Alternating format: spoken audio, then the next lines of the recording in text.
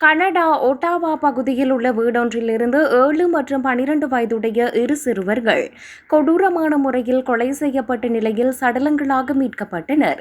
இந்த சம்பவத்தை அடுத்து இவர்களின் தந்தையும் கார் ஒன்றில் சடலமாக மீட்கப்பட்டதாக ஒட்டாவா காவல்துறையினர் உறுதிப்படுத்தியுள்ளனர். திங்கட்கிழமை அன்று இந்த கோர சம்பவம் வெளிச்சத்திற்கு வந்துள்ளது. உயிரிழந்த சிறுவர்களின் பெற்றோர் விவாகரத்து பெற்று பிரிந்து வாழ்ந்து வந்த நிலையில் சிறுவர்கள் இருவரும் தங்களது தந்தையின் வீட்டிலேயே சடலமாக கண்டெடுக்கப்பட்டுள்ளனர்.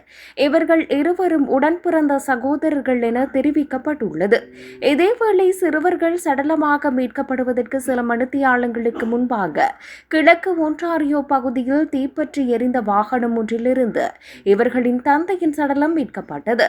அவர் தற்கொலை செய்து கொண்டிருக்கலாம் என சந்தேகிக்கப்படும் நிலையில் இது ஒரு திட்டமிடப்பட்ட இரட்டை கொலை மற்றும் தற்கொலை சம்பவம் என்ற கோணத்தில் போலீசார் தீவிர விசாரணைகளை மேற்கொண்டு வருகின்றனர். உயிரிழந்தவரின் அடையாளங்கள் இதுவரை காவல்துறையினரால் உத்தியோகபூர்வமாக வெளியிடப்படவில்லை.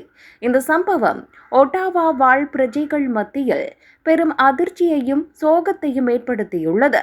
இக்கொடூர கொலைக்கான பின்னணி என்ன என்பது குறித்து ஒட்டாவா காவல்துறையினர் மேலதிக விசாரணைகளை முன்னெடுத்து வருகின்றனர்.